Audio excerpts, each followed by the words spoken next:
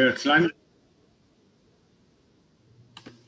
we're climbing gradually to the century mark, which is a very good sign.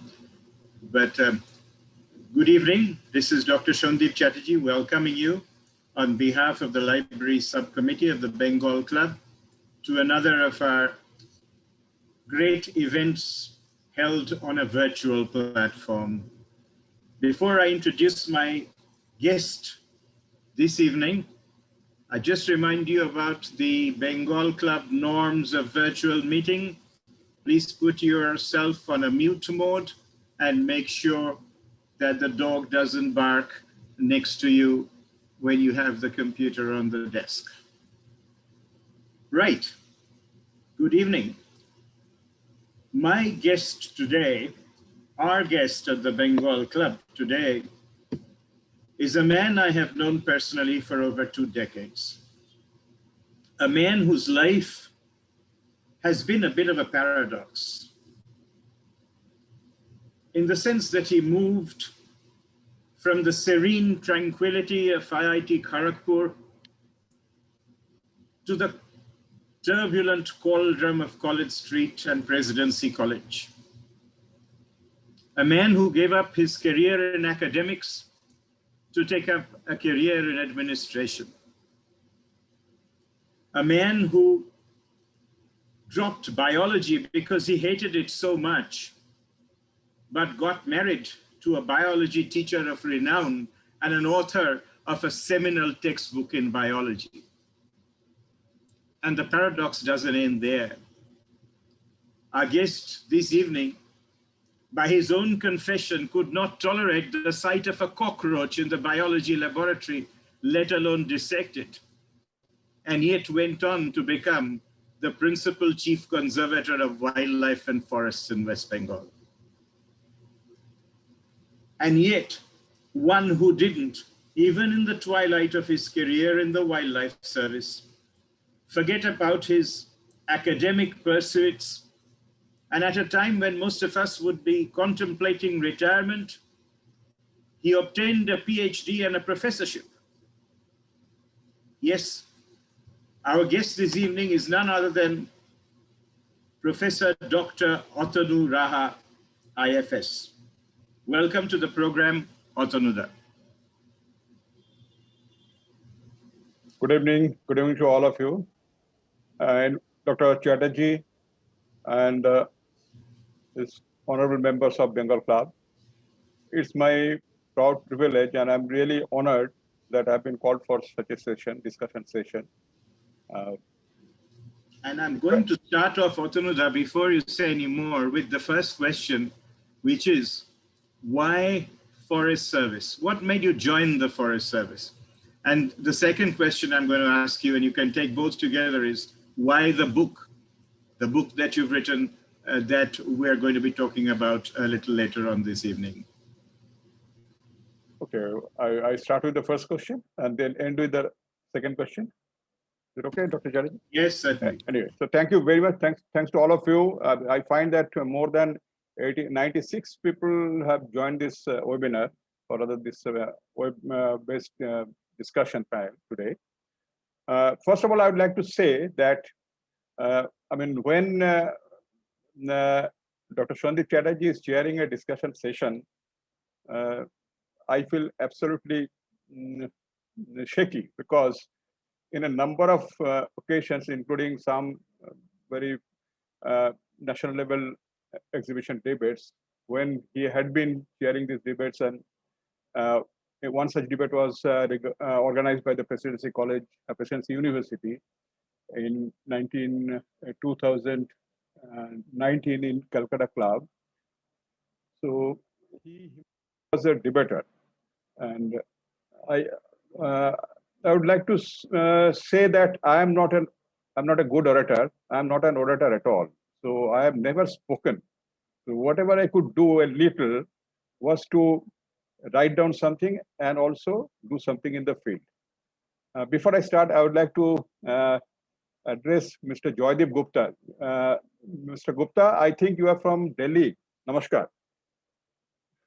And I find a few of my friends, old friends here, I have known many of your names. Anyway, thank you very much again for being here. The first question, why did I join Forest Service? In fact, uh, all of us have heard at some point or other that Purushasya Bhagam and ... Devanana Jananti. It means that even God does not know what is the fate of a man. Unlike some people who are absolutely, who know about their fate, who had been crafting their fate. So I belong to a category or a group of persons who never bothered about their fate in the initial stages. So when after my schooling, completion of schools, when I joined IIT Kharagpur, everybody said that if you do not become an engineer, you become nothing. So by peer pressure, I had joined IIT Kharagpur. That's the only place I had applied for, and I joined it. And then again, after some time, when the Presidency University list came out, and my father said that you have been selected in the physics group, 19 people have been selected for the physics honors branch, and I, without thinking anything about my career, I left IIT Kharagpur, joined Presidency University, and then I faced one of the worst scenarios in the country, the serious law and order situation in Bengal, College Street, Presidency University, and other places. And we had left Kolkata after completion of my honors degree, went to Delhi. From Delhi, actually, I did my MSc, and then I had joined PhD course under Professor Kothari. But again, in Delhi, actually, everybody I found that they are very much careerist. So unlike the students of Kolkata, so everybody said that why don't you join the civil service? I started preparing for it. My guide was very, very angry with me. He said, you resign from your CSF fellowship and then try for that one. So I thought that, okay, let me resign. I did not inform my parents. I resigned. I stayed back in a hostel by joining LLB course, and then appeared in the immediate examination, Indian Forest Service examination, which is part of the 3 All India Service examinations. And unluckily, actually, I got selected without any preparation, and an opportunity to try for anything else. But meanwhile, before the result came out, I had been trying for some bank probationary officer's job. I was selected for the State Bank of India, Bank of Baroda, United Commercial Bank. For UCO Bank, I got a posting in Calcutta, but everybody advised me that don't join a bank, don't become a dignified clerk, with due respect to all the bankers. So maybe that I made another mistake, but I joined the Indian Forest Service. So that was how I landed up in the service. But once I joined the service, and when I went to Forest Research Institute and colleges, Dehradun, for our first preliminary training in forestry, my mind started changing. I started becoming attracted to the service.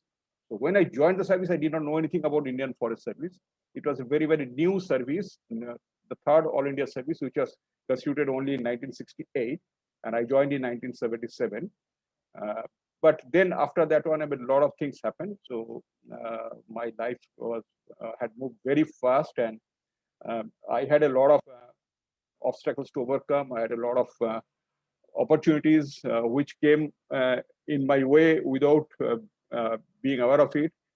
I tried to avail of these opportunities, and then I retired at one point in time in 2012. Thank you, Shraddhi. Why the book? Why the book? That was the next question. What made you write the book? Okay, so and you want me to message from the book? You want me to? Yeah. Actually, I after retirement, I again, there is a quotation by this Einstein that life is like a bicycle. You have to keep on moving to keep your balance. So once you just stop moving, then you fall down. You cannot be on the bicycle.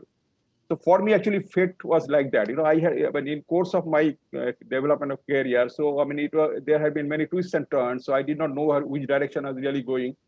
Once I joined for service, I settled in that one.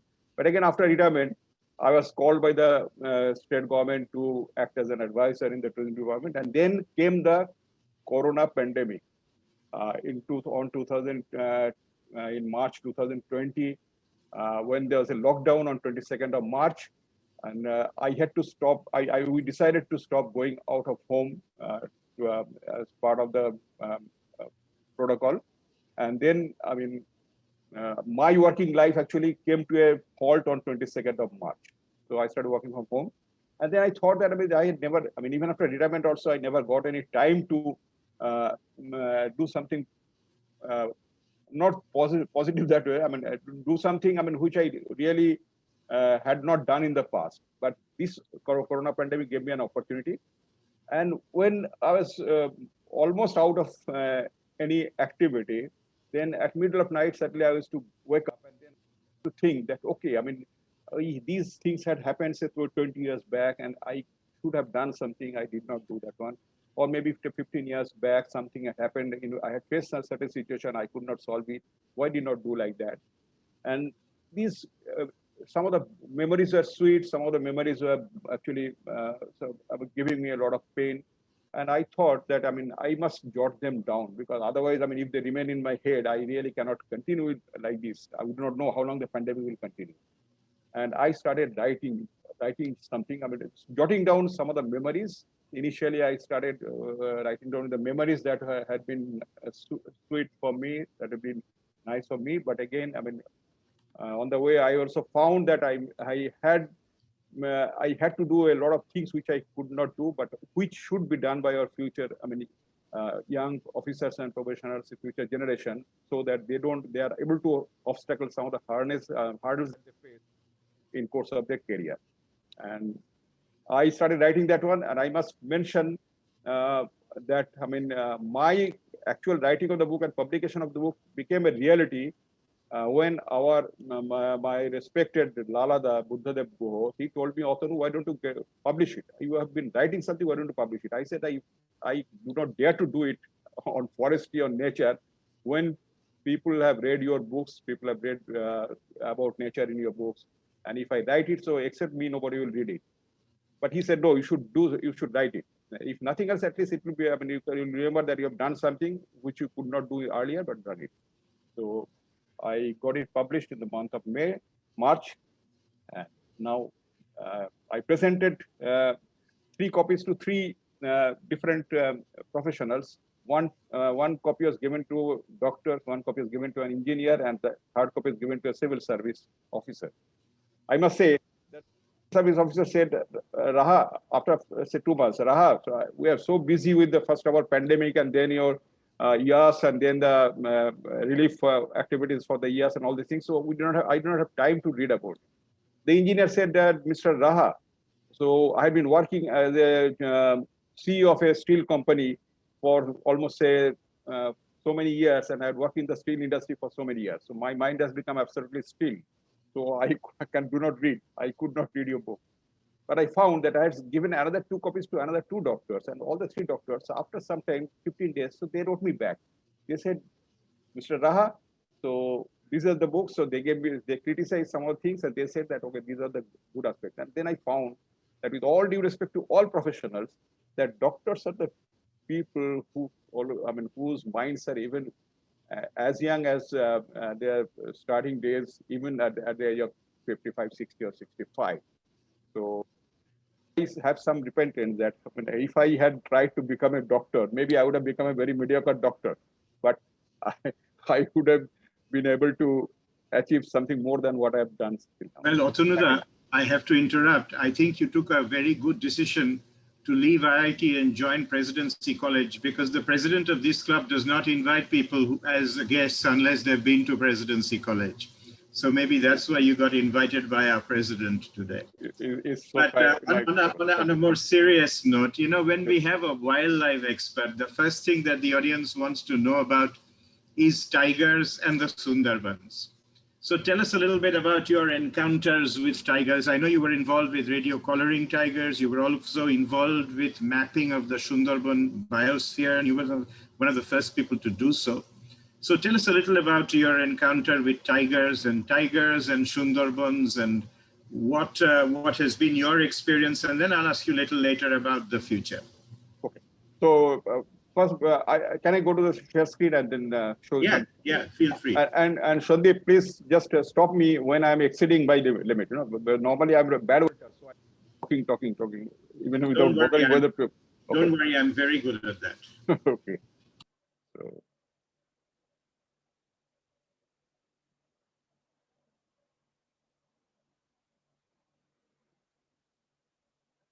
So the book was released by Mr. Buddhadev Guha. This is the place where we undertook our forestry training at FRI Dehradun, and then after that we joined the LBSS in Lal Bahadur Shastri National Academy of Administration at Mussoorie. And Sundarban, actually, I became interested in Sundarban. I joined the service in 1977. I joined the state in 79. I became interested about Sundarban when I was the principal staff officer of the Forest Directorate as Assistant Chief Conservator of Forest. So one day, the head of the Remote Sensing Center at IIT Kharagpur, Dr. Sudhakar, so he met me and said that Dr. Raha, Mr. Raha, I was Mr. Raha. I'm not a doctor, in fact. I mean, it's a pseudo doctor. Mr. Raha, so when I mean, we have from the government of India, actually, we have launched our satellite, this Indian remote sensing satellite, that was 1988. And India is one of the 5 countries in the world which have the satellite launching and satellite monitoring capacity. We must be proud to say that amongst all the 190 plus countries in the world, India is one of the 5 countries which has got the satellite technology.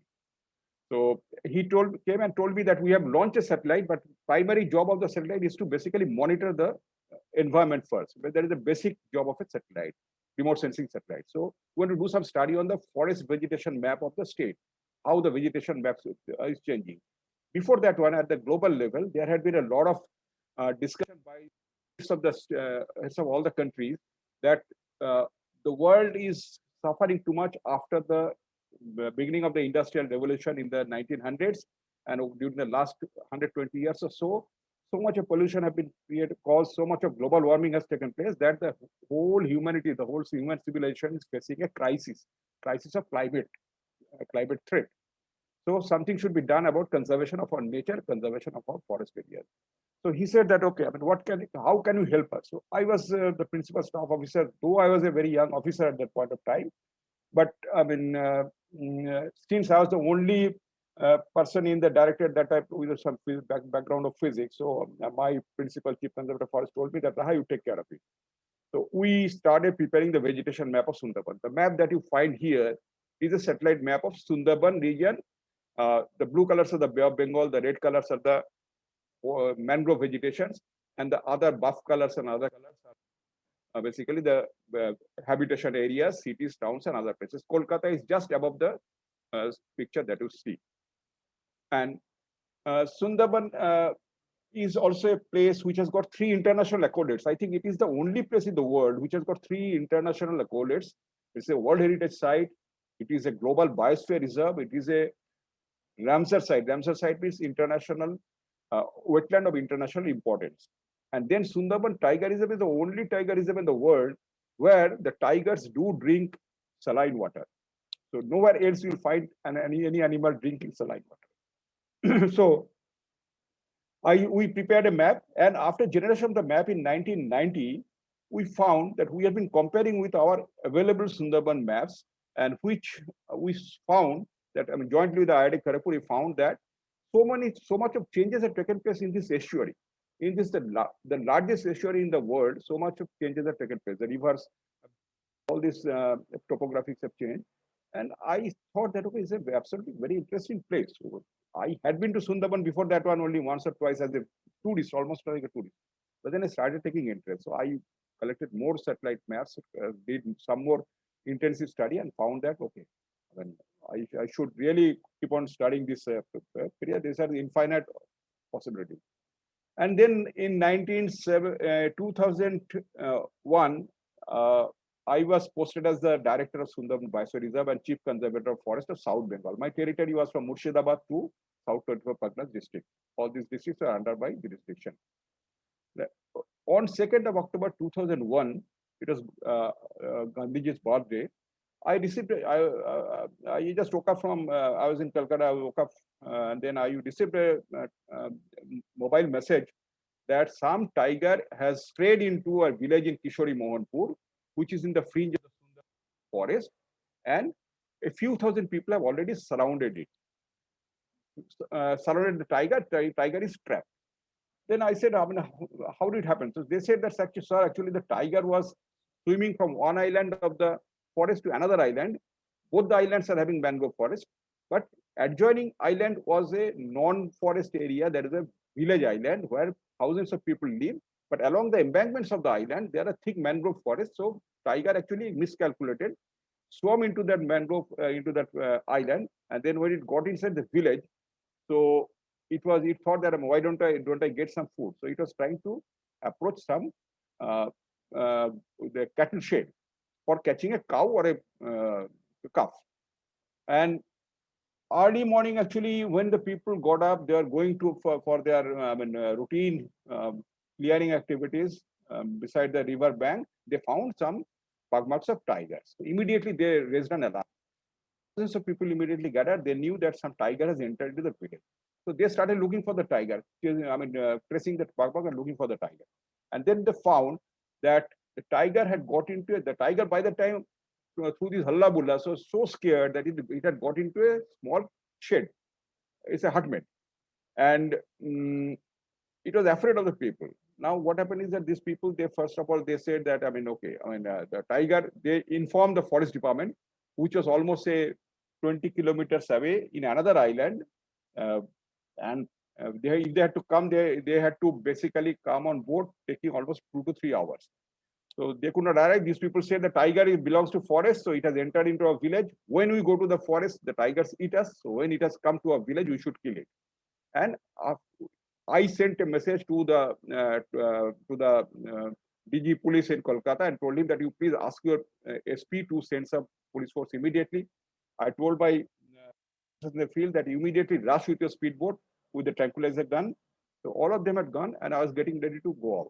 But within 2 to 3 hours, actually, so many people gathered, and some unauthorized people are carrying some unauthorized guns also. They're trying to kill the tiger. After 3 hours, I got the information that in spite of all our efforts, the tiger had been killed by a bullet used by a villager. I was absolutely saddened. Within a month of taking over charge of this one, a tiger, a Bengal tiger, which is basically it's a beautiful animal of the wild, so it had been killed. So then I decided something had to be done. Then, there's a lot of story. I called my staff and said that why the tiger got killed. They said, sir, people are they are absolutely against the tiger because they say that when you go to the forest, you don't allow us to enter into the forest. If the tiger catches hold of us, so they eat us. So when the tiger also comes out, we will kill it. Then, we started carrying out a lot of at the local level, it's some sort of micro planning exercises. So we told the people that if the tiger is not there in the forest, and then what will happen is that every villager will get into the forest because they're not afraid of the tiger. They will cut down the trees, sell the tree for their survival, sell it in the market, and then the mangrove forest will go. And once the mangrove forest is destroyed, this 4,000 square kilometers of mangrove forest between the village and the Bay of Bengal, if this mangrove cover is destroyed, what will happen? If the cyclone Yas comes, if the cyclone Amphan comes, if the cyclone Aila comes, so every time the cyclone will hit directly on your village, and whatever damage you have been seeing now, it will be 1,000 times more than what has been doing. So they started sitting with us. They said, sir, if we don't cut down the forest, what will happen to us?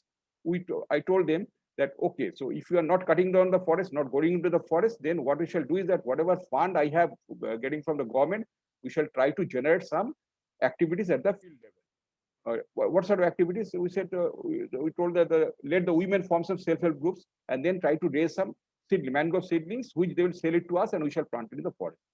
Let them go do some fish cultivation in the field on the sweetwater ponds and sell the fish. And we gave them some initial money for investment and open bank account for them. And whatever income you have, so deposit part of the income in the bank, and then rest of the money you again use it for fresh cultivation. So that way people started believing us. They thought that these foresters are really not our enemies. So they are trying to be nice with us. Why? We said that our only aspiration is that we want to save the tiger, and your only need is that the mangrove should be saved to destroy you from the cyclonic storm. So it started like that. And there are so many small stories on this one. How people basically, I will quote another example in Samsen Nagar area, border in Bangladesh. So one day, got into a village.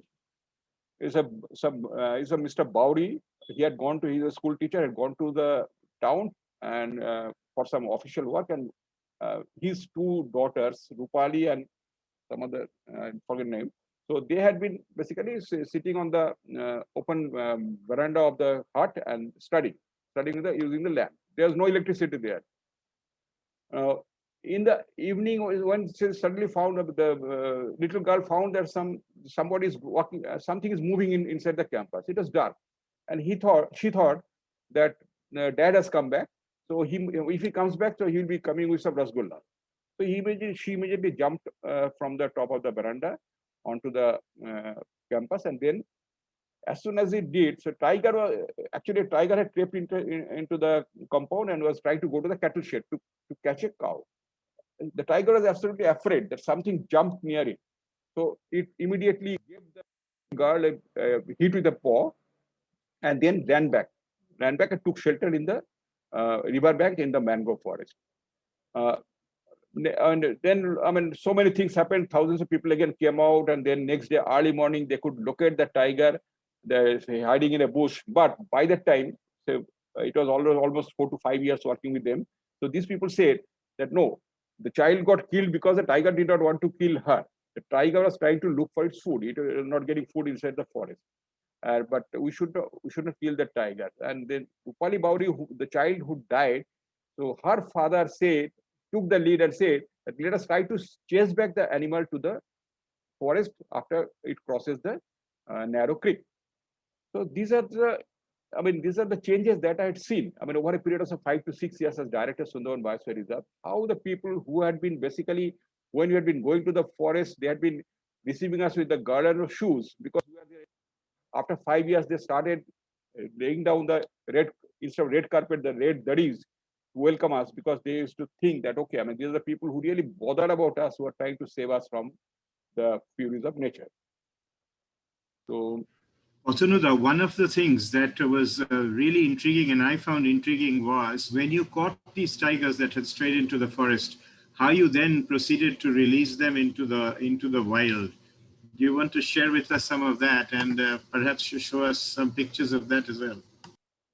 Yeah, before that, I'll just quote another incident. So this is the fishermen. They had gone to the core area of the forest for catching fish. Very poor fishermen. Now, one of our young rangers who had just been back from Dehradun, so he had been basically patrolling in the area to find whether there had been any unauthorized entry of the fishermen into the core areas, which is forbidden. They suddenly found that this boat was trying to sneak out of the core area and moving in the direction opposite Rangers patrolling launch. So he immediately got into a speedboat, chased the fisherman's boat, and then got hold of them. And then say, "What are you doing?" So they said that, "Sir, you had gone into the forest to catch some fish." And what happened? Sir, this boy actually was trying to anchor the boat near a forest area during the low tide, and suddenly a tiger came and attacked it. And since all of us were alert, so we chased out the tiger, but the boy got seriously injured, and she was severely bleeding. The ranger was a young fellow, so he had never perhaps seen a tiger killing somebody in the past. He was a student of MSc, Calcutta University, had never seen a village also. So he said, first of all, you take the boy to a hospital. They said, "Sir, if you have to take the boy to a hospital by this boat, it will be taking 8 hours to reach a primary health center." Dr. Sandip Chatterjee knows about the situation there.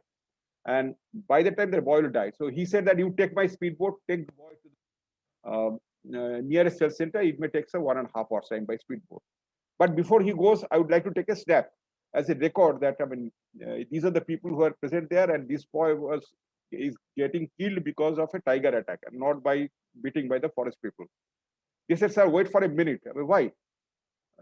They said, "Sir, let us wear our shirts, torn shirts," because a photograph was being taken for them, and if they wear a shirt, the photograph will be better. So they are less concerned about the survival of one of their kings than a good photograph to be taken. So this is a level of poverty. Now, when tigers stray into the villages, what we do now, as a director of Biosphere, I had told my staff that once the tiger enters into the village, so I want to see that within half an hour of getting information through mobile phones or whatever it be, you should be able to reach the spot on speedboat with all the tranquilizing equipments, nets, guns, and everything. And then you should first of all manage the crowd, if necessary, through the police, and then tranquilize the animal and take it back to the forest. Now, in one such incident, what happened? A tiger, later we named it as Sundarkant. So a tiger actually, got into the forest to catch a cattle. The staff tranquilized it. They took it back to the forest and released it 50 kilometers away near Bay of Bengal. What happened is after 7 days, exactly after 7 days, so these people, villagers say, sir, another tiger has entered into this one. Now, what happens is that when you release a tiger, so we take its photograph from different angles to identify it in future. And they found that it is the same tiger they had captured last time and they had released it. The tiger came back to the same place. You have heard that the cats have got such uncanny, this sort of instinct or intuition, whatever it be, instinct of direction. They have got biological GPS into the body. So tiger also comes to cat. So if, by manipulating the GPS for us, it could come back to the same position. We captured it. We released it in another totally different direction, another say 65 kilometers away towards the Bangladesh border. After another say 15 days, it came back to a village beside the previous village. Then we decided that we should not release it again.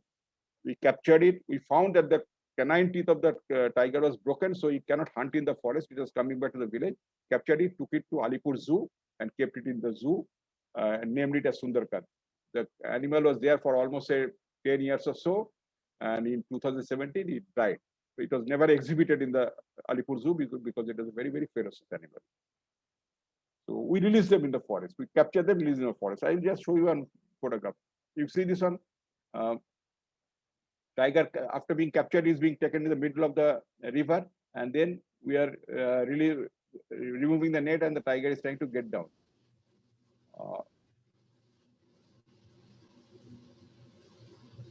Here.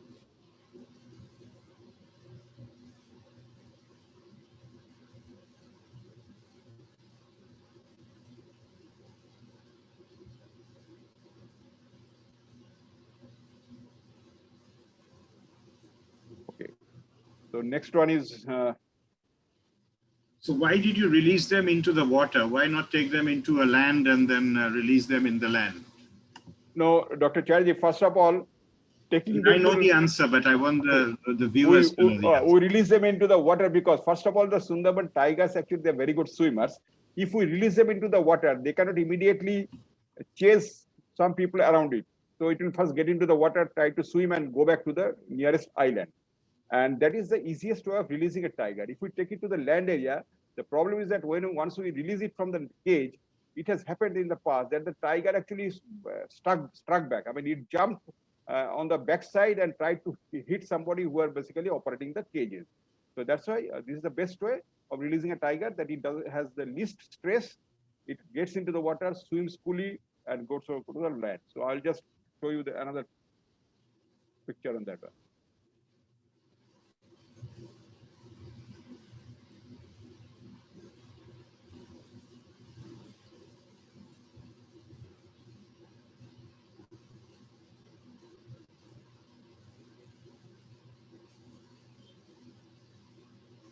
Next one.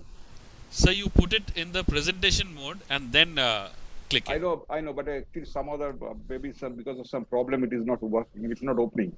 That's why I'm putting it in this. Yeah, though it's a bit small. Oh no.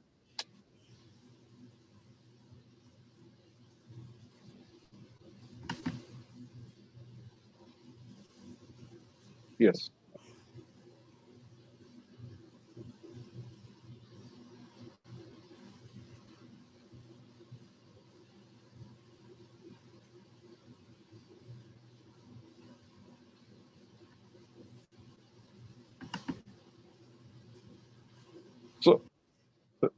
So this is the same tiger.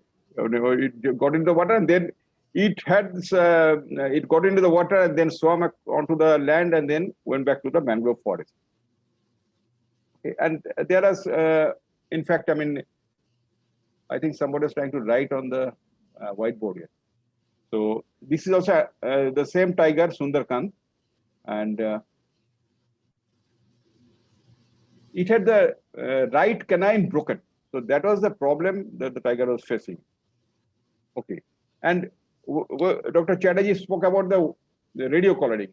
Why do we do radio collaring? We found that when you release the tiger in different areas, say 50, 60 kilometers away, how does it come back to the same place again? So, secondly, we know that in the other forest areas, other outside Sundarban, in the landed forest areas where we know what on the land the forest grows, and the tigers like in Bandhavgarh, Kanha, or other places in say Dudhwa and other places, even in Chhattisgarh and UP and other places, the tigers are totally different from the habits of the tigers in those areas are totally different from the habits of the tigers in Sundarban. Here, what happens is that in every area, tiger is a solitary animal. It does not like another animal to be within its territory, another predator to be its territory. So prey is okay, but the predator should not be there in its territory. It marks its territory. How it does it? It normally what does is that it goes near the tall trees and puts some scratch marks on the tree, marking its territory, and then it urinates on the trunk of the tree. And if another tiger comes and gets the scent of one tiger urine, then it will never enter into the territory. They are solitary animals, especially the males. And they become, the two tigers become in the same territory, one male and one female at the time of their procreation, that's all, mating. Now, in Sundarban, what happens is that every day, twice a day, there is a high tide. There is a water from the river, they rise almost some 6 to 8 feet above every day. And then it comes down during the low tide. Now, what happens is that the trees, if a tiger urinates on a tree trunk, so within 6 hours, that it will be obliterated. It will be basically washed away. So they cannot leave any urine scent on the tree trunk to mark their territory. So Sundarban tigers cannot mark their territory. We just wanted to know for managing this animal, what is whether they really have a territory or not, or if the territory is there, how big is the territory, whether it covers say 10 square kilometers area or 100 square kilometers area. So we decided to go for radio collaring experiment. And radio collaring is not a very, very common thing. It's very, very difficult to do radio collaring of a tiger. You see on the left side, the tiger had been captured by us. How it was captured? We put a inside the Sundarban forest, and we put some goat inside the cage. Now, at night, and we leave the place, and the tiger will be coming to catch the goat, and it will get trapped. And after it gets trapped, we shall tranquilize it. We put some. Normally, we use the ketamine drugs. Ketamine is basically it's a drug which affects the nerve, and after applying, say maybe 4 to 5 ml of ketamine, that it goes to sleep, and it sleeps for almost 6 to 8 hours. And during this time, we put the radio collar around its neck. It's a GPS-enabled radio collar, and then the ketamine actually washes out through its urine, kidney, and then it automatically comes back to senses, and then we release it in the forest. And once we release it in the forest, it keeps on moving with the radio collar, and with the help of antennas, we can track the movement of the animal. And we found that some Sundarban tigers, they move as far as 50 meters in a day. So they keep on swimming, moving fast, and looking for prey. And so the range is so big, and the range is very big because of the shortage of prey within that area. The number of deer is very less as compared to the density of deer in other forest areas. So they have to basically rule over much bigger area to get their food. So radio collaring is one such experiment. We had very successfully done it, and based on that one, actually, we could change our management plan for managing the Sundarban tiger. One other question I want you to tell us a little bit about is the Tiger Rescue Center that you started at Jharkhali. Yes. What was the Tiger Rescue Center all about? Yeah, it's a very interesting story. Actually, whenever you catch a tiger, infirm tiger, that is a tiger which has broken its canine or which has become old that it cannot hunt inside the forest, then what happens to those animals? So even if we tranquilize them and catch them, so what to do? If we release them in the forest back again, so it will be out of hunger. If it cannot come to the village, it will be dying out of hunger. It will not be able to chase a deer in the forest and kill it. So we have to rehabilitate them. It has become an old tiger, basically informed tiger. Now, in the past, we had been always taking them to Alipur Zoo, almost 100 kilometers away from the forest area. But I thought that why don't we have some sort of a rehabilitation cum rescue center for such yeah, I mean, animals which are either injured or which are basically cannot hunt. So let us have it in the at some part of the forest which is in the fringes of the Sundarban mangrove forest. So we selected one site, Jharkhali, which is also forest area, and I sent a proposal to Government of India that we should like to have a rescue center here. And as all of you know, that in Government of India, actually, most of the people who control the wildlife management there are either big NGOs or armchair conservationists, actually who don't have much experience managing the wild animals. They say that everything should be conserved. You cannot cut down any tree, you cannot kill any animal, you cannot do this thing, you cannot do that one. So they don't believe that conservation has to go side by side with the development. We cannot go back to the forest and the Tagore might have said that thou fire sharon lohoy nagor, but can we really go back to the forest again? I mean, disposing of our developed cities and towns, we cannot.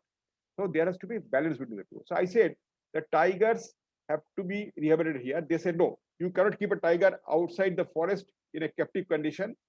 They did not say anything when you keep them in the Alipur Zoo, but when you're trying to keep them in a near natural condition in the forest itself, they did not allow it. So we said, okay, we don't want to have a rehabilitation center. We want to have a treatment center for the injured tigers. So give us approval for that. They gave us approval.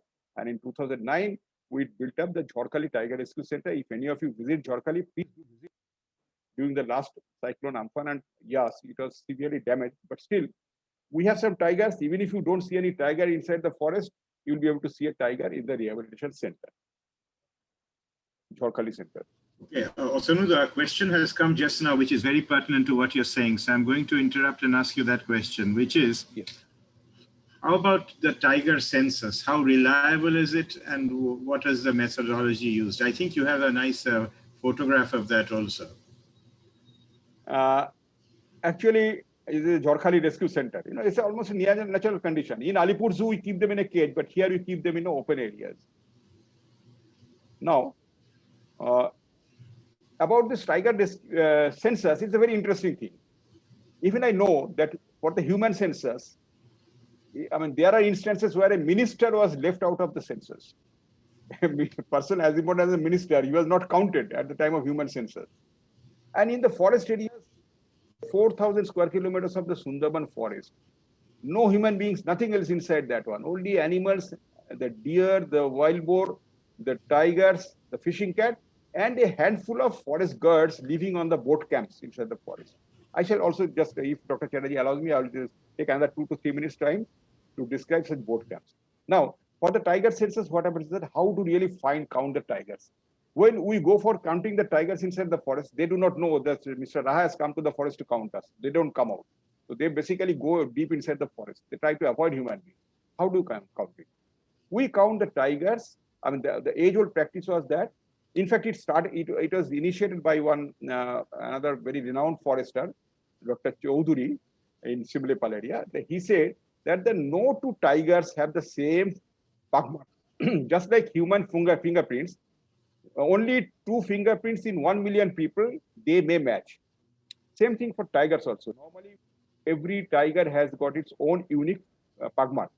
And if you just compare the pug marks, you'll be able to say, I mean, how many tigers are there or like that. But again, what happens is that when a tiger is walking on a hard ground, its pug mark imprint is something. When it is working on a muddy ground, because of the splashing of the mud, the pug marks prints also become very much spread and it changes in shape. And so many things happen. So how to really basically, again, reliably count the pug marks individually and come as conclusion. So some mathematical calculations are done. So it's basically those who know about this GPS technology or whatever it be. So it is what happens is that if a tiger is walking on hard ground, the distance between its toe and the first finger, it is fixed for any human being at a particular age. Now we kept on measuring these distances, and we found that the ratio between distance of toe and the first finger and the distance between toe and the second finger, the ratio between the two, it is fixed, whether it is splashing in a mud or it's on a hard ground. So 18 such parameters were recorded. They are run in a computer program, and we arrived at a census figure that so many tigers are possible in this area.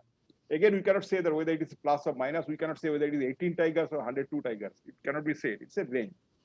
But after that one, after 2006, Wildlife Institute of India, Dehradun, they went for a different technique. And they said, first of all, you make a estimation of the vegetation of the forest area in which the tiger is deep, whether the tiger can be sustained in that forest area or not. If there is no deer or there are very less number of deer in a forest area, you cannot have many tigers. In Sundarban, you don't have that many tigers, deer, so that you can have more than 200 tigers. So you have to study it for the vegetation quality using the satellite map. Then go for total animal. How many types of animals are there? You carry out a census of that one, and then ultimately using the PugMark census and all other methods, you go for another program and you come at a some sort of more reliable estimation of the tiger population. So that way, I mean, now we have come down to a very, very reliable figure of say around 100, between the range of 100 to 125 tigers in Sundarban area. Earlier, it used to be an over assumption of more than 200 tigers, but actually there are 100 to 125, and that too is a very, very good density of tiger in a forest area. Thank you. Yeah. Oh, okay, I think one more thing about the boat camp. I said, what happens is that in this 4,000 square kilometer forest area, so you cannot have any permanent camps. No buildings can be constructed in these muddy areas. So Dr. Chatterjee knows very well about it. So we have some strategic points. We have some boats anchored on the river, and large boats, or in which some 7 of our forest guards and other people, they leave. For say they remain there for 7 days at a stretch. Then another company goes and they relieve them, and they come back to the headquarters, and then they remain there for another 7 days with all the ration things. So in one such case, after the whole day's patrolling, these people had been anchoring at a place, and rice was being cooked for them, and they had caught some fish from the river, and their fish was being cooked also for them. Suddenly, after cooking of the rice, they found that one fellow who was sitting outside the thatched this thing cover, so he was singing something, but the song stopped. They thought that he might have gone to either the toilet for this thing, or he might have fallen asleep. They called him. They could not find him. Then it's not a very large boat. Then immediately, they came to. They become aware that the man might have been caught by a tiger. They just took the torches and the searchlights and put it on the mud bank and found something heavy have been drawn away. What happened is that next day early morning, everybody got on onto the land and they found the half-eaten body of the forest guard. The tiger actually found that all other people, some 7 people are together cooking and doing all those chores. One fellow was sitting some 8 feet away, and he was unmindful of his position. He was singing with his, thinking about his family and singing. The tiger encircled, basically slowly approached the boat, got onto the boat from the other side, caught hold of him on the neck, put the man on the backside, and when it caught hold of the neck, it basically caught hold of the jugular vein. The man could not make any sound. It put the man on its back, jumped into the water, and took him away. So this is how the animal is. It's such a lovely animal, beautiful animal, but such a dreaded animal. Thank you. Yes, Dr. Chatterjee. Okay, Sunuda, I think we moved from this from the subject of tigers to elephants, because you have radio collared elephants as well. And that might be a little more daunting task than radio collaring tigers. Do you want to share your experience with elephants with us? Yeah, one incidence of elephants, These 2 elephants, they had come from Jharkhand side, crossed the entire Bengal, and through the Nadia-Bangladesh border, they went into Bangladesh. We tried our best to stop them. We could not, because the people, villagers, there's no forest in this area. Villagers, they started chasing the animal away and away. So it kept on moving towards Bangladesh. It entered into Bangladesh. It was on 6th of May 2004. And as soon as I came to know about it, I spoke to the Bangladesh Deputy High Commissioner of Bangladesh and said that what can be done about it to retrieve those 2 animals. Our people cannot go into Bangladesh with the passport visa, and it will be taking another 2 to 3 days. By that time, the animals will be going deep inside Bangladesh, and it may be killed also. So I also spoke to the BSF, the IGBSF. So the Bangladesh Deputy High Commissioner was so nice that he immediately talked to the Commissioner, Indian High Commissioner at Dhaka, and his ministry, And so they allowed us to send the tranquilizing team to the Petrapol border with 5 trucks. Neither the trucks had been licensed to enter into Bangladesh, nor the staff had any visa passport to enter into Bangladesh. So they just allowed it unofficially. The Bangladesh Rifles gave protection to the animals, and all people, I mean, after crossing going deep inside 120 kilometers to Bagherhat area near Khulna, so they tranquilized the animal. On the downside, you find the animal has been tranquilized. We captured the animal, we put it on the truck, brought it back to Benapol border, and sent it back to North Bengal. They were released in Jaldapara Sanctuary. I mean, they become wild animal again. So this is one such incidence of animals. So they keep on moving. Wild elephants keep on moving. These are the animals, wild animals from Buxa Tiger Reserve. See, they are so orderly. They're moving along a road, unlike the human beings. This is how we capture an elephant. From both sides, we capture, tie up the wild animal with ropes, and these elephants are called departmental elephants. So they are basically again called kunkis. So they are trained in such a way that they are not afraid of the wild animals. So they chase the wild animals, and then we capture them. And to know about the movement of the elephants also, what happens in North Bengal, those who have any idea, the large herds of, there are more than say now 500 wild elephants in North Bengal. So these elephants, they do not remain confined to any particular forest area. They keep on moving from one part of the forest to another part because they are very good food managers. They know that if say 15 to 20 animals remain confined to a particular forest area, every day they will be eating 300 kgs of fodder. And within say 10 days time, the forest will be basically degraded. So they do not cause degradation of the nature. They again move back to another patch of forest, which is now fresh. They again spend some 3 to 4 days time there, and they keep on moving. So from the western end of West Bengal, bordering Nepal, through the Mahananda Sanctuary, Gorumara National Park, Jaldapara Sanctuary, Buxa Tiger Reserve, they go as far as up to the border of Assam, the Manas Sanctuary, and then they start moving back. So over a period of 1 year, they keep on moving in this cycle like that, so that the forest is not damaged by their eating. Now, but sometimes what happens is that we found some stray animals, they go out of the herd and they move in certain direction. So we wanted to be sure why they do it. We decided to put them under radio collar. And radio collaring an elephant is an elephantine task. They almost say 6 tons of animals, and you have to first of all bring them down. We use the drugs immobilon. That is a highly very strong narcotic drug. So we use the tranquilizer gun. We just dart the animal. Within say 5 minutes time, the animal will be on its side, sleeping, snoring deeply. Then we put the radio collar here, and then after putting the radio collar, within half an hour's time, when the job is completed, we put the revivon to revive them back, and the animal again stands up. And this is a radio collar animal going back to the forest. And this after it goes back to the forest, we start monitoring it.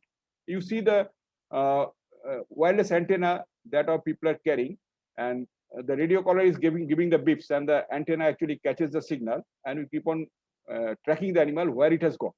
And by that way, you are using the GIS and GPS technology, satellite-based technology. We keep on mapping the movement route of the animal and try to find out the exact nature of the animal, the range of the movement, and all these things. Thank you. Another animal that you've been involved with a lot, and I think you went to South Africa to see a little bit about how they are managed, is the rhino. So what is your experience with the rhino? Before I come to that one, I'll just show you one photograph. It was November 1996. I was conservator of wildlife. So I was looking after the wildlife and sanctuaries of the interstate as conservator. So on one day we heard that some more than 125 elephants had come from different parts of the North Bengal forest, and they had gathered inside Mahananda Sanctuary. Then early evening, these animals came down onto the Tista bank, and they crossed the Tista river at night to go for a crop raid on the other side of the river, where there had been unauthorized cultivation of paddy by the Bangladeshi migrants. So they went for crop raid, and then came back again.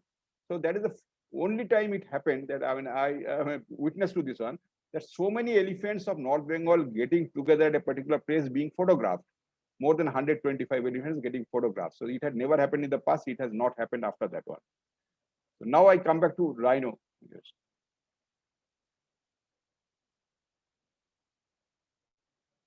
Yeah, it's also another animal. It's a very interesting animal. It has got a horn, and many people believed, used to be, even say 40, 50 years back, they used to believe the rhino horn has got some medicinal property. It has got also aphrodisiac property, and this animal used to get killed for the horn, for its horn only. So after killing a rhino, they will cut the horn, and if they can sell it to either say East Asian countries or to West Asian countries, so it can be sold. Each rhino horn can be sold at almost uh, say minimum of say $1,000 to $1 lakh. So say $50 almost say 35 lakhs to 70 lakhs rupees. So that was the greatest danger for them. And once you cut a horn of a rhino, even if you don't kill it, the animal cannot survive in the wild, because horn is basically some tool through which they can chase out another rhino or any other animal for its survival. Now, uh, this rhino population by 1980s, because of a heavy poaching of the animals and heavy hunting also, I'll quote one thing that from the Bengal Gazetteer you can find that between 1900 and 1920, the Maharaja of Kuch Bihar and the British District Magistrate of Kuch Bihar, so every day early morning they used to go for some hunting of tiger or rhino, and over a period of 20 years they had killed almost say 130 rhinos were killed by them. Either trophy or something else. So the rhino population, because of poaching and because of loss of habitat, it came down to only 14 rhinos in Jaldapara sanctuary, 14. And the number is so less that no animal population can survive if it goes beyond below a certain level, because they do not mate in that case. There is not enough mating males or females. So then 1980, we took some drastic decision. We got the help of the government also. So we said that now if we find any poacher inside the forest, we'll shoot him down. Whatever be the law, we shall shoot him down.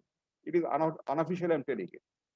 So there had been a lot of showdowns, and ultimately by say 1993, when I took over as conservator of wildlife, so I found that the population of rhino in Jaldapara sanctuary had gone up to 33. And after 1933, there had been only during the last 20 years or so, and after 1993, so during the last say 30 years or so, only a few rhinos have been poached, and the population has come as high as more than 200 in Jaldapara sanctuary. Now, for a very small, Dr. Chatterjee will be basically supporting me. A very small population of 14 grew to 200, more than 200. What happened? There might have been a lot of inbreeding. If a very small population is there, there will be a lot of inbreeding if the population has to grow. And if there is inbreeding, genetically there may be some depression, inbreeding depression, because same male animal basically procreating with the same female animal so many times, and then with its daughter and with its son and like that. So I decided to carry out some genetic study.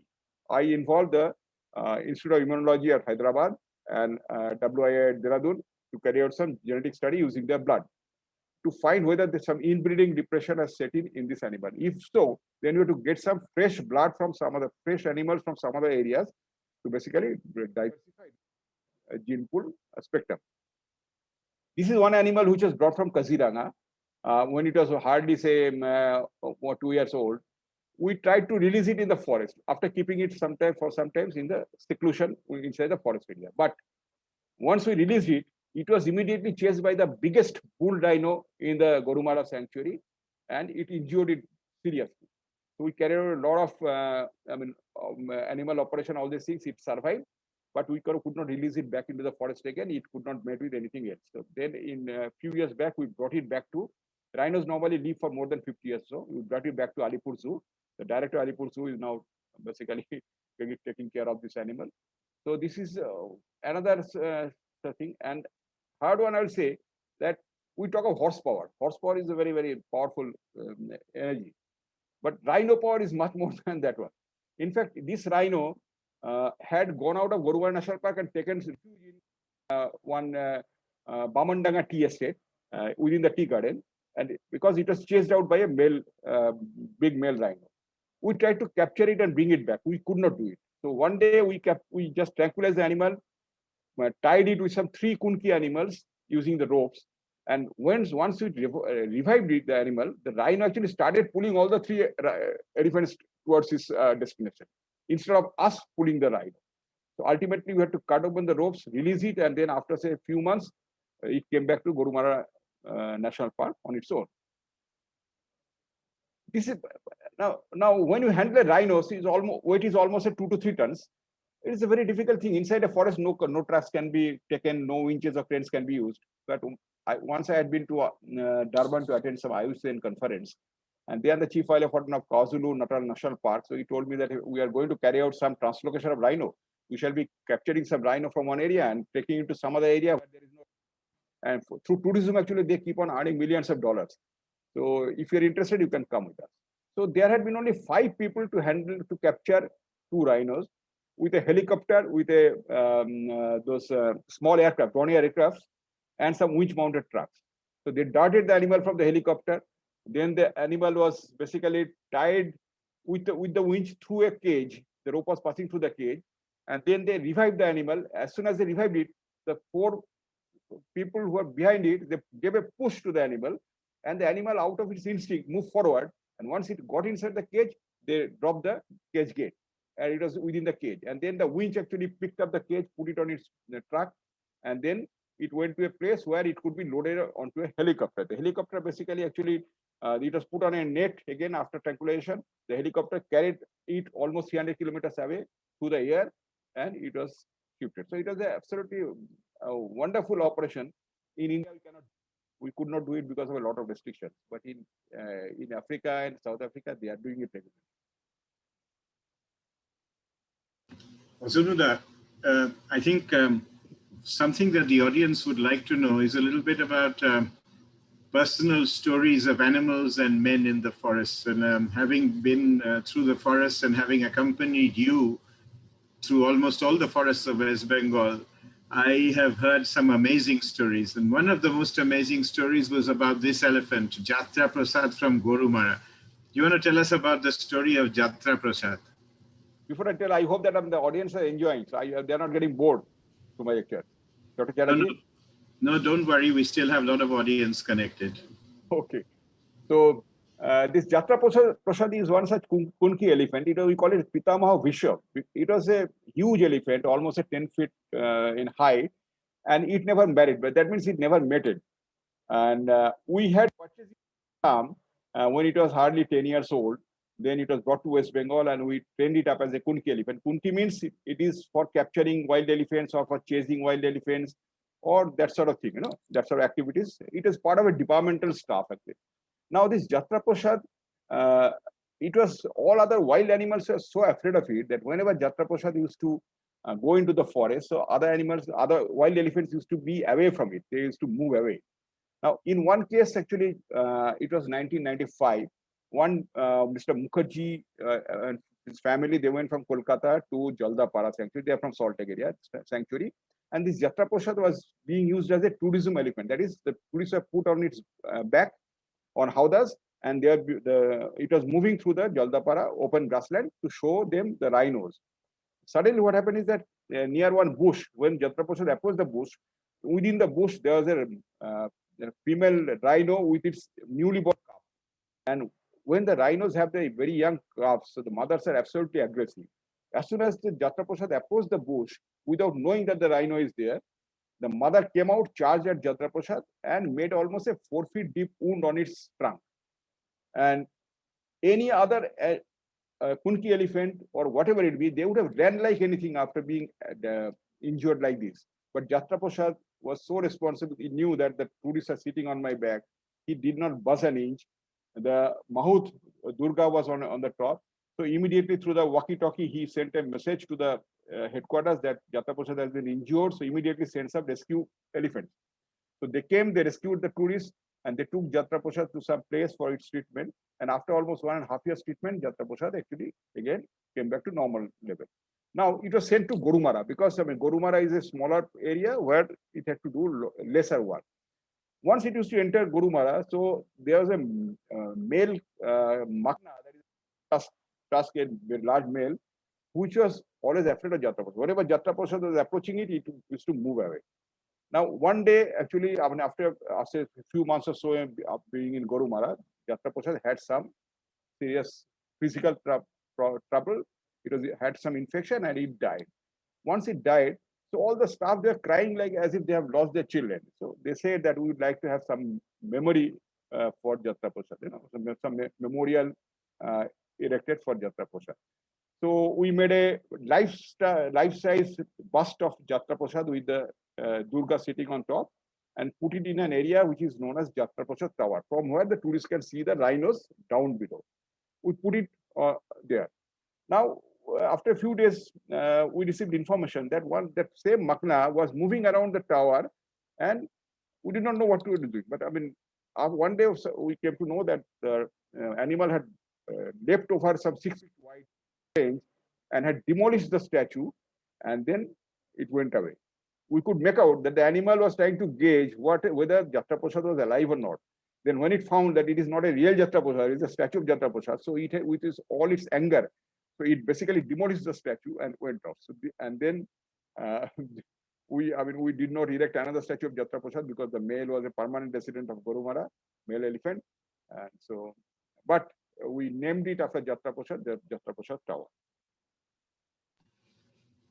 We also released some gharial. Gharial is a kind of crocodile. People think that it is a crocodile, but actually gharial is not a crocodile. They are basically eating fish. Crocodiles are basically carnivorous, but gharials are fish-eating animals. So they became extinct from West Bengal rivers as early as in 1960s. But we brought some, I arranged for bringing some captive bred gharials from Lucknow Zoo and release them in the Gorumara National Park. There is another.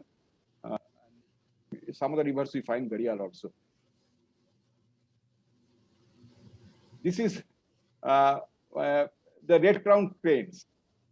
Those who have done Japanese currency, so they will be finding these cranes on the 1,000 yen notes, currencies.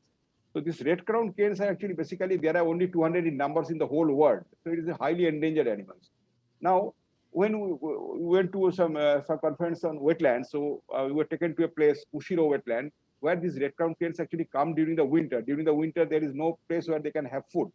And the villagers and farmers, so they basically spread the seeds and other things on these snows for feeding the red crown crane. So this is also another example of how man loves the nature and how man loves the animal, and both can survive through their interdependence.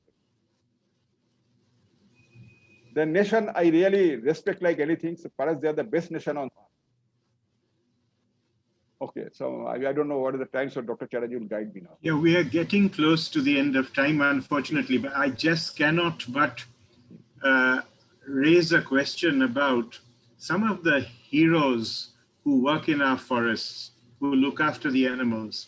And two such heroes that you've mentioned in your book, one I have had personal interaction with, we'll come to him a little later, but the one I haven't had personal interaction with, it's a fascinating story, and I want you to share this with our audience.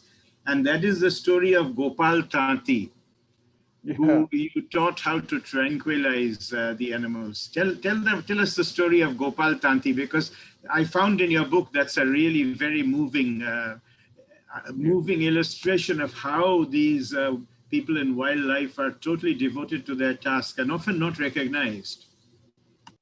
Gopal Tanti was a person who was trained in, he is the first forest technical assistant to be trained in tranquilizing wild animals. That was in the early, say, 80s or so. So this man actually, basically was working in Sundarban area, and he had fallen in love with the Sundarban and the tiger.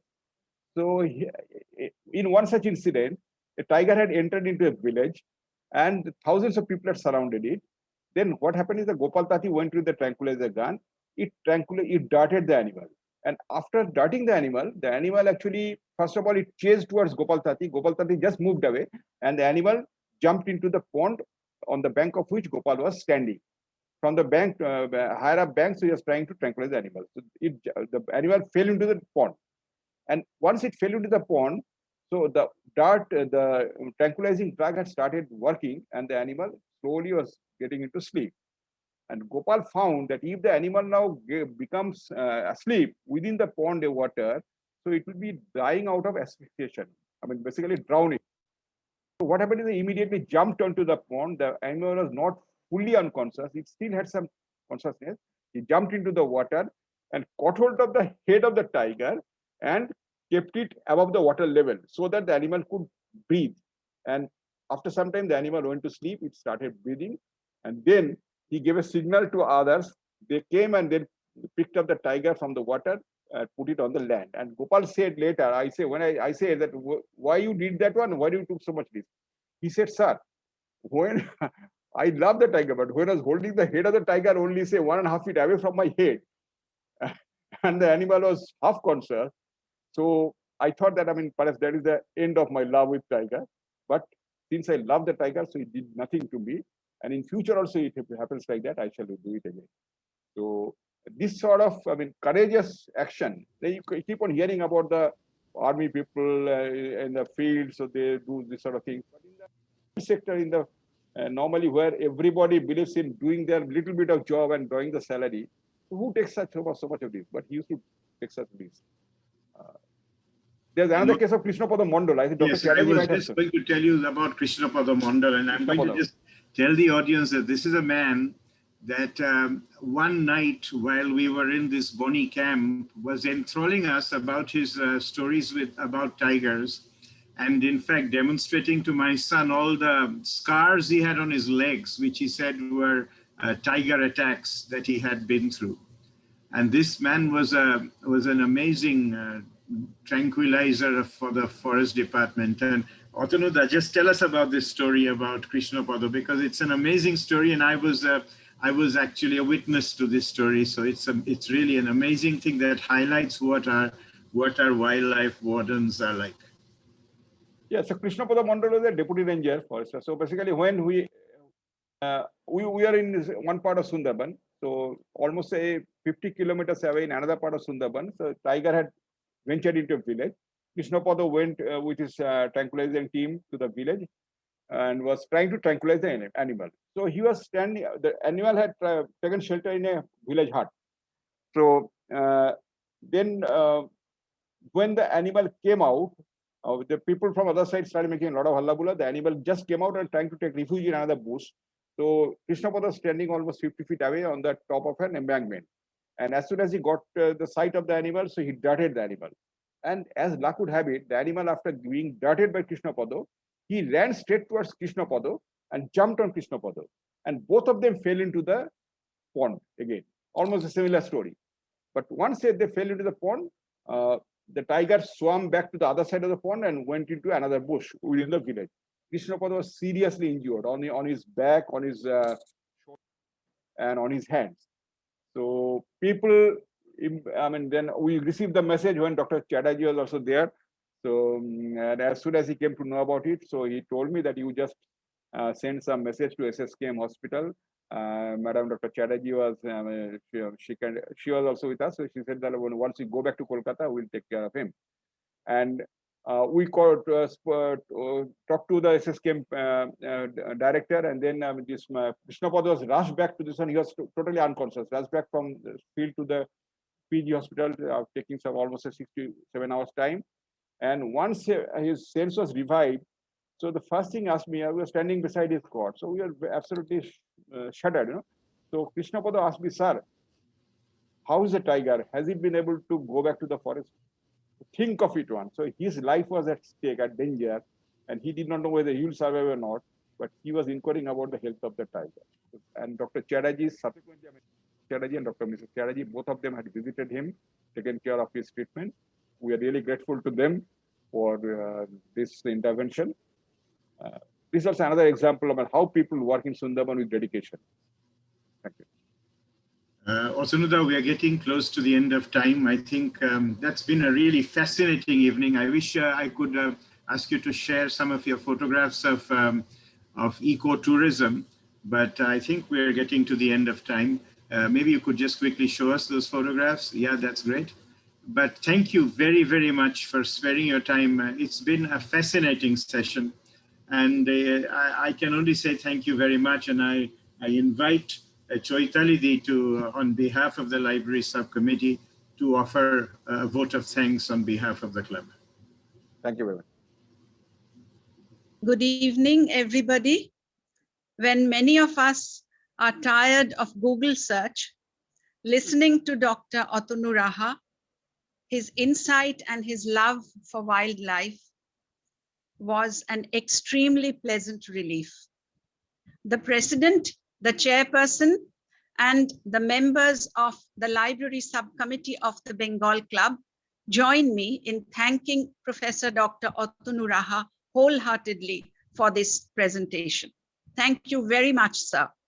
Many thanks to our co-chairperson, Dr. Shondeep Chatterjee, for being the requisite flint to spark off this engaging conversation.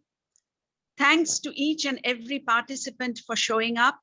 And finally, thanks to Guru Dash for taking care of the digital platform. Thank you all. Goodbye and good night. Thank you. Thank you very much.